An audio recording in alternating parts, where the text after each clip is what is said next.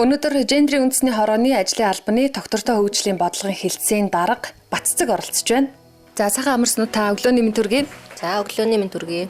За тэгэхээр сонсогчдоо гендрийн үндэсний хороотой хамтран бэлтгэж байгаа 2 дахь нэвтрүүлэг 2 дугаар сонсогч та бүхэнд хүрж байна. Өнгөрсөн 7 хоногт бол ерөнхийдөө гендрийн тэгш биш байдлын тухай за ерөнхийдөө гендер гэж юу юм бэ? Бидний ойлголт зөв байдгүй, буруу байдгүй, гендрийн үндэсний хорооноос хэрэгжүүлж байгаа үйл ажил болоод нөлөөллийн ажлын талаар ерөнхий мэдээллийг өгсөн бол өнөөдөр сонсогч та бүхэнд ажлын байран дахь гендрийн тэгш биш байдал, ажлын байран дахь гендрийн ялгаа гэсэн сэдвээр ойлголт өгж ярилцах гэж байна.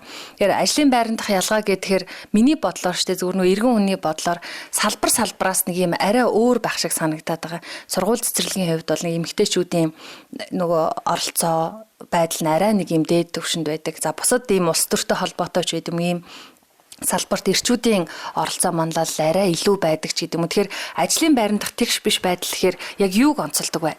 За тий одоо чиний түрүүний нөгөө хэлээд байгаа боловсролын салбарт одоо жишээлбэл ажлын байр нэмэгтэйчүүд илүү байна гэдэг байгаа нь юу хэлээд байгаа гэхээр өнөөдөр яг нөгөө Монгол улсад гендрийн тэгш байдал болохоор нөгөө удирдах түвшиндээ бол эрэгтэйчүүд нь их одоо төрийн алавчин төрийн одоо захиргаа төрийн үйлчилгээ гэдэг ингээд ангилагдчихж байгаа тийм ээ төрийн тусгай гэдэг. Тэгэхээр төрийн үйлчилгээний алба буюу одоо нөгөө багш эмнэлгийн ажилтнууд энэ бол нөгөө төрийн үйлчилгээн дээр эмэгтэйчүүд нь бол ихэнх нь одоо эзлээд байгаа юу. Гэтэл нөгөө яг тэр төрийн захиргааны байгууллага дотроо мөн ялгаа байхгүй. Төрийн захиргааны байгууллага дотроо бас нөгөө ангилал зэрэглэлтэй шүү дээ төрийн албан агчид чинь. За гэтэл гүйцэтгэх төвшний албан агчид нь болохоор эмэгтэйчүүд нь дийлэнх, удирдах төвшний албан агчид нь болохоор эрэгтэйчүүд нь дийлэнх болчиход байгаа. Тэгэхээр энэ ерөөсөө манай одоо төрийн байгууллага за бүр цаашлах юм бол бүр хувийн хвшил дээр ч гэсэн ялгаа байхгүй. Ингээд нөгөө хүйсийн тэнцвэр алдагдчихад байгаа юм л да. Энийний яг цаана нь юу зөвөр өнөөдөр хүмүүс харахтаа ингээд боловсрал дээр болохоор эмэгтэйчүүд их байгаад байна. Гэтэл ингээд яриад байгаа боловчиг яг нариндаа ингээд цаашаа нухаад харахаар яг үйлчилгээ үзүүлдэг тэр одоо салбар тэр одоо байран дээр л эмэгтэйчүүд их. Тэгээ шийдвэр гаргах төвшөнд нь болохоор эрэгтэйчүүд их ингээд ялгаатай байдал үүсчээд байгаа байхгүй юу. За тийм учраас нөгөө өмнөх нэвтрүүлгээр би бас ярьсан гэтэл нөгөө үйлчилгээ үзүүлээд байгаа нөгөө гүйцэтгэх ажил гүйцэтгээд байгаа тэр масс чинь эмэгтэйчүүд байгаа дэтэл тэднэрийн бас нөгөө ажлын орчин нөхцөлийг сайжруулахын тулд одоо нөгөө нөхцөл байдлыг бас сайн мэдэрч явах хэрэгтэй ч. Гэтэл тэр салбарт ч нь болохоор бас эрэгтэйчүүд нь цөөхөө тэгээ удирдах төвшөнд нөгөө улсуудын одоо ажиллах нөхцөл юмыг сайжруулах гээд байгаад байгаа нөгөө шийдвэр гарах улсууд нь эрэгтэйчүүд байгаад байгаа байхгүй юу. Тийм учраас бид нар нөгөө гендрийн тэгш байдал, хүйсийн тэнцвэртэй байдлыг бол одоо хангах ёстой гэж яриад байгаа. Тэгээд гендрийн тэгш байдлыг хангах тухай хууль дээр энийг бол зохицуулах нэг арга нь юу байдаг вэ гэхээр нөгөө квот гэдэг юм л та. Нөгөө квотоор одоо бид нар зохицуулах гал оролдоод хуулийн дээр ингээ бүр квот заагаад өгсөн. Одоо төрийн нарийн бичгийн дарга бол одоо төдөн хувь нь 15-аас доошгүй хувь нь бол одоо нэг хүсийн төлөөлөл байна. Гендрийн хуулийн дээр бол ерөөсөө хизээж эмэгтэйчүүд төд байна, эрэгтэйчүүд төд байна гэсэн юм бол байхгүй. Нэг хүсийн төлөөллийн доод хэмжээнд төд байна гэдэг ийм залтууд байгаад байдгийг.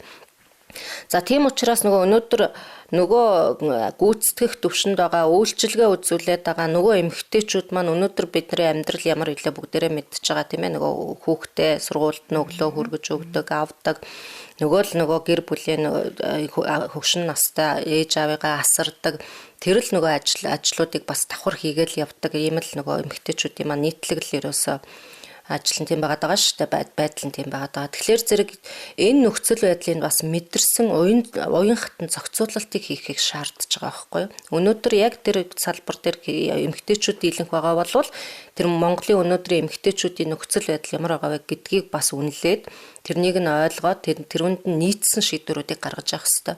За энэ ч утгаараа сая хөдөлмөрийн тухай хуулийн шинжилсэн найруулга дээр бас энэ зохицуултыг бас тодорхой хэмжээгээр нөгөө оруулж өгсөн. Тийм ээ нөгөө хүүхдээ бага насны хүүхэдтэй ээжүүд одоо зайнаас ажиллаа их боломжтой гэж зохицуулаад өгч जैन тийм ээ. За тэгээд ажлын цагийг бас нөгөө өглөө бага насны хүүхэдтэй эцэг эхчүүдийг өглөө хүүхдээ цэцэрлэгтэн сургуульд нь хүргэж өгч орой тэр цагийнх нь одоо уянхтан зохицуултыг хийж өгөх.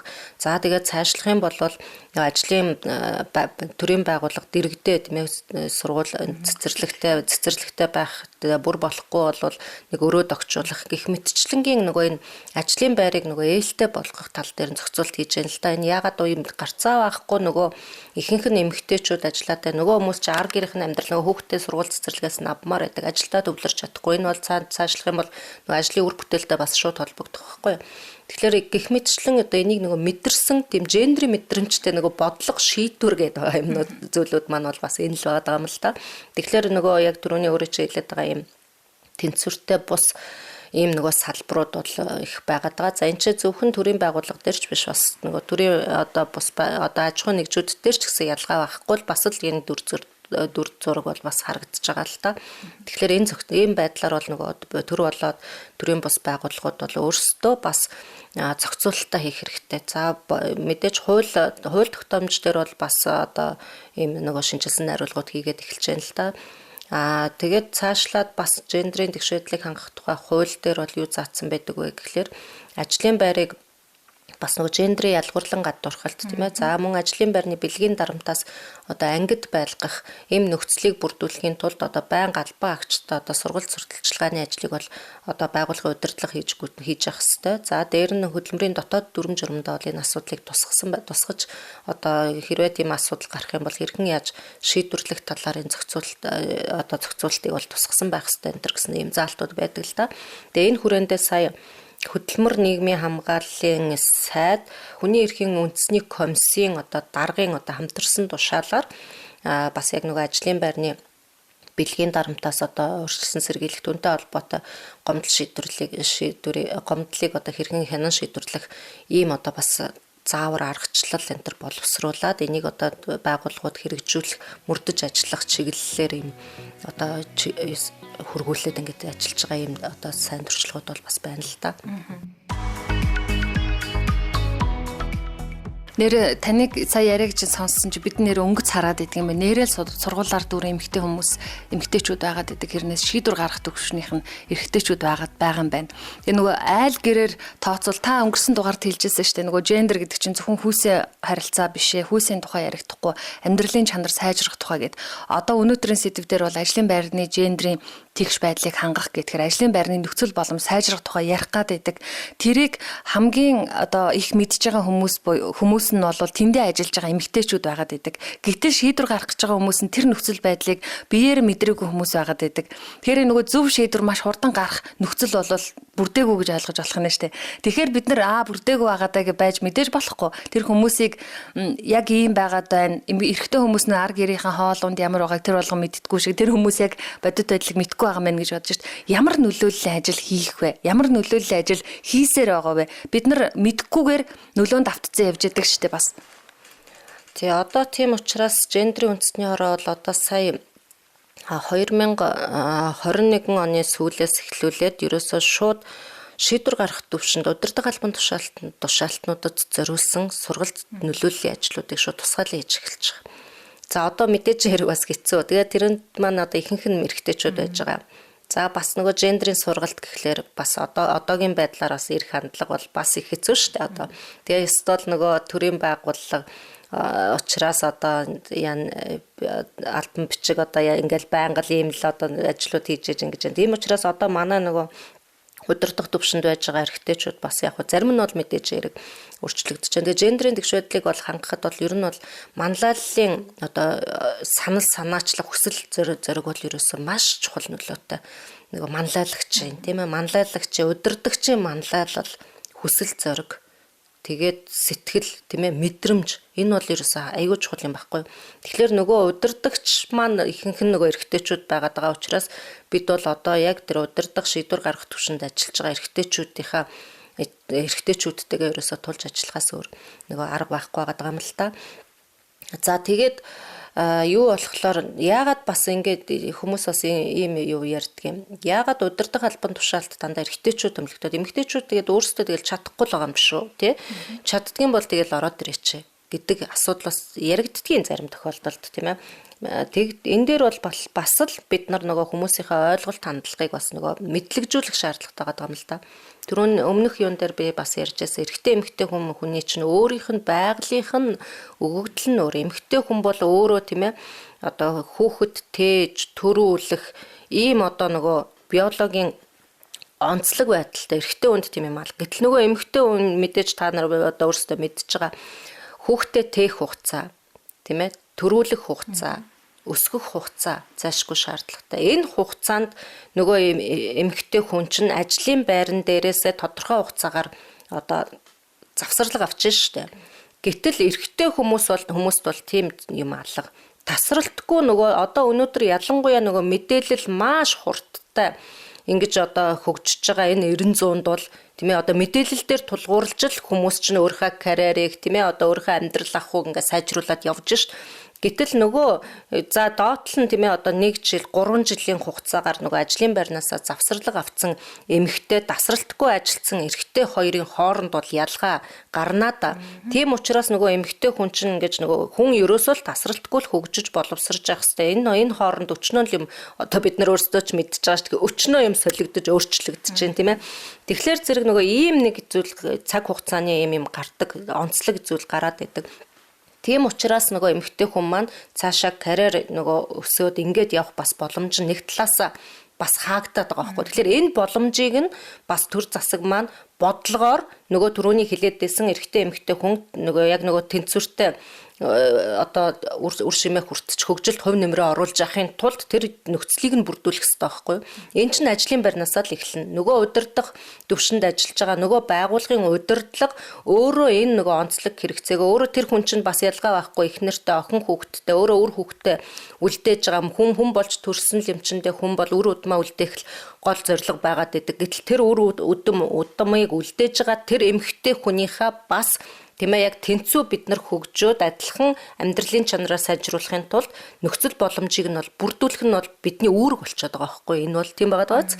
Тэгэхээр зэрэг энийг нөгөө ойлгох шаардлагатай байгаад байгаа. Тэгэхээр зэрэг энийг нь бид нөгөө ойлгуулахын тулд одоо нөгөө удирдах төвшөндөө бас нөгөө хүмүүстэй сургалтын ажлуудыг ингээл хийгээл яг гендер гэдэг чи юу юм энэ яг онцлог хэрэгцээ юу гэдэг чинь юу байдгийг ингээл эхнээс нь л тасралтгүй л за явж яана л та.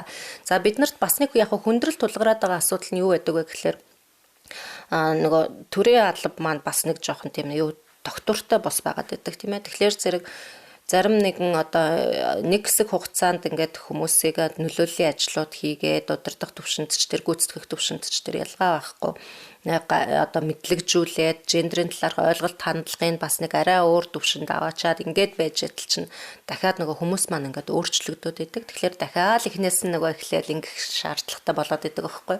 Тэгэхээр зэрэг энийг бол бид нар дээр ч ийм асуудал үүсэж байгаа учраас байгууллага ч гэсэн одоо дотоод дүрм журман дээр бол бүр энийг бүр ингээд нэг ойлгоод бүр суулгачих хэрэгтэй. Тасралтгүй л ингэж тийм сургалт нөлөөллийн ажлуудыг ер нь хийж явах шаардлага гараад идэг байхгүй.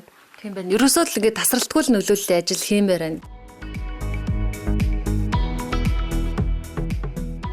Тэгээд танаас сонирхож асуухад нөгөө гендрийн үндэсний хорооны удирдах албан тушаалтнууд ямар байдаг вэ? Одоо нэг энэ нөгөө гендер тэгш байдлын тухай илүү их ярьдаг газрууд илүү их ойлголттой байгаа болов гэж бодож чинь сонирхоод асуухад.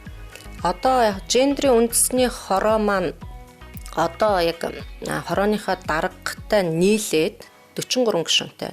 За энэ дээр нөгөө яг гендрийн үндэсний хорооны гишүүд төрийн байгууллагууд бол дандаа ер нь бол нөгөө яамдуудын төрийн нарийн бичгийн дарга нар тийм ээ. За тэгээд ер нь төрийн нарийн бичгийн дарга нар тэгээд сайдын төвшөнд за мөн төрийн байгууллагууд дотроос удирдах албан тушаалт одоо жишээлбэл танай радио телевизийн захирал энэ төр гэх мэтчлэнгээр за мэдээж тэгээд дандаа удирдах төвшний хүмүүсээс бүрдчихэж байгаа учраас манай хорооны гишүүдийн нөгөө хүүсийн тэнцвэртэй байдал бол ер нь бол тэнцүү гэж ойлгож болно.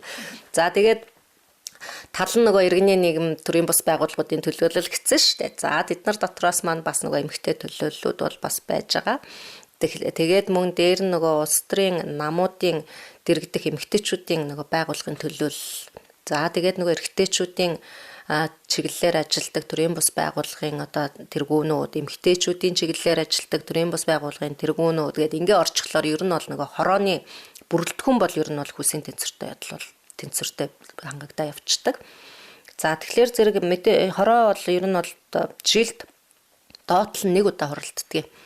За тэгээд бид гендрийн ажлын алба бол нөгөө хорооны өдөр тутмын үйл ажиллагааг хэрэгжүүлдэг учраас хорооны ажлын албаны одоо үйл ажиллагааны тайлан хагас жил тутамд нөгөө хорооны гишүүдтэй хөрвүүлж идэг.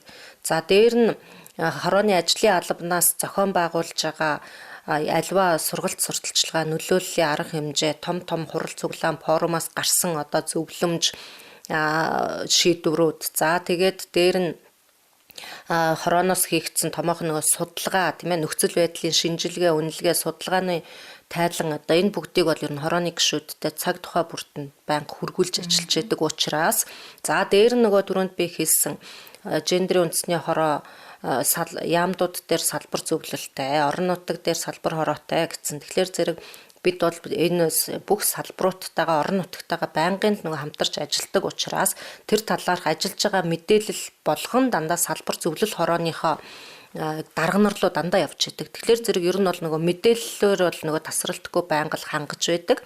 За энэ утгаараа нөгөө бас асуудал хариуцсан мэрэгжилтэн маань тухайн яамны тухайн одоо орон нутгийн засаг даргын тамгын газарт ажиллаж байгаа нөгөө мэрэгжилтэн маань бас нөгөө даргыгаа дандаа мэдээллээр нөгөө хангаж байдаг. Бид нар хүчээр татан оруулдаг гэсэн үг.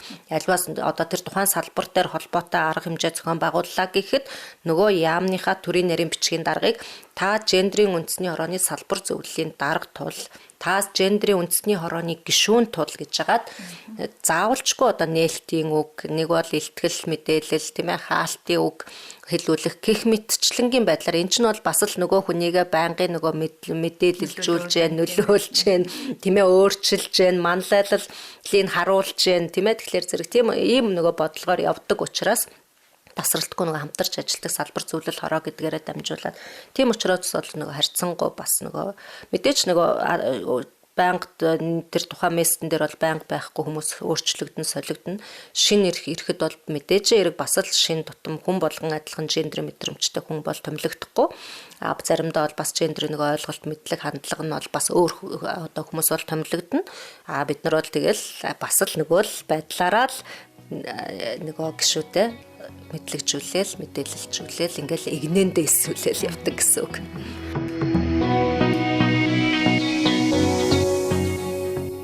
За баярлалаа. Тэгэхээр сонсогчдоо Монголын радиогийн өглөөний хөтөлбөр өнгөрсөн 7 хоногийн баасан гараг болоод энэ 7 хоногийн баасан гарагт гендрийн үндэсний хорооноос зочин урьж оролцуулаад мэдээллүүдийг өгч байна. Эхний дугаар бол ерөнхий ойлголт байсан бол энэ удаад ажлын байран дахь гендрийн тэгш бус байдлын талаар ялгаатай байдлын талаар яаж нөлөөлөх талаар ярилцлаа.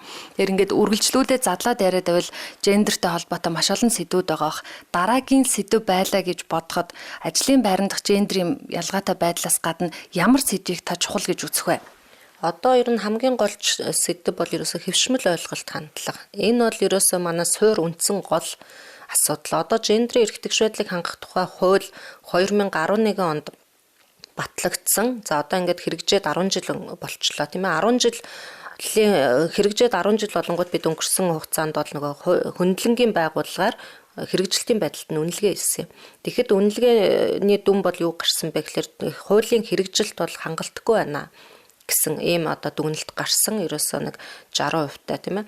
За тэгээ энэ яагаад хангалтгүй байгаа юм бэ гэдэг тэгэнгүүт зэрэг ерөөсөө нэгдүгээр гол асуудал нь болохоор зэрэг одоо нөгөө тухайн хуулиар үүрэг хүлээсэн хүмүүс одоо энэ өөрийнхөө нөгөө үүргийг мэдэхгүй байна. Нөгөө түрүүний нөгөө ойлголт хандлага нөгөө түрүүнээс хойш яриалгаа нөгөө мэдлэг чадвар байнгын нөлөөлөл гэдэг чи одоо тэр байхгүй юу?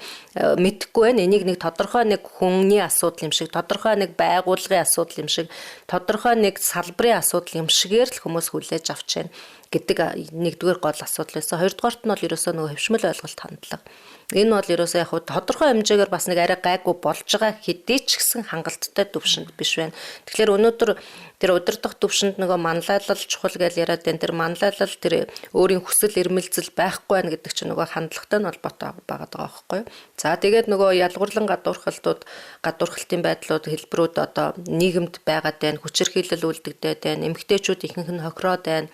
За тэгээд нөгөө эрэгтэйчүүд чинь одоо айгүй их нөгөө энэ нийгмийн нөхцөл байдал стрессээс үүдэлтэй амиа орлож байна. Одоо нөгөө энэ болгон юмнууд чинь бол ерөөсөө л нөгөө хөвшмөл ойлголт хандлага байсаар л байгаа учраас энэ асуудлууд ч гараад байгаа байхгүй. Тэгэхээр зэрэг нөгөө гендер гэдгийг бол зүгээр нэг эмэгтэй хүний эрхийг хамгаалдаг ганц тийм асуудал.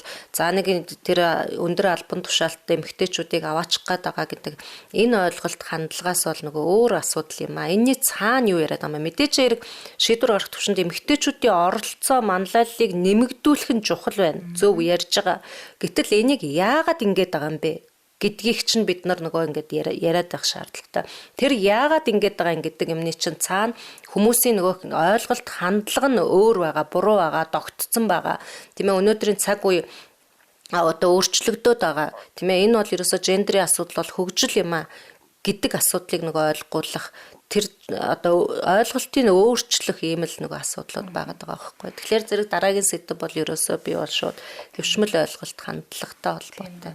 Эмэгтэйчүүдийн оролцоо чухал байж, манлайлал илүү байж, бидний амьдралын чанар болоод ажлын байранд нөхцөл боломж алсаараа явандаа сайжрах нь шүү дээ, тийм ээ, баярлалаа. Өнөөдрийн нэвтрүүлэгт оролцсон гендерийн үндэсний хорооны ажлын албаны тогтвортой хөгжлийн бодлогын хэлтсийн дарга Баццэг оролцож мэдээлэл зөвлөгөө өглөө. Танд баярлалаа. Тэгэхээр сонсогч та бүхэнтэйгээ өнгөрсөн 7 хоногийн баасан гарагийн 7 хоногийн баасан гарагт гендерийн үндэсний хорооноос зочин урьж оролцуулж ярилцлаа. Хэрэгтэй, сонирхолтой бидний одоо зайлшгүй мэдж явах ёстой мэдлгүүдийг өгсөн танд маш их баярлалаа. За та бүхэнд ч гэсэн одоо өнөөдрийн нэвтрүүлэгт урьж оролцуулсанд талархал илэрхийлье.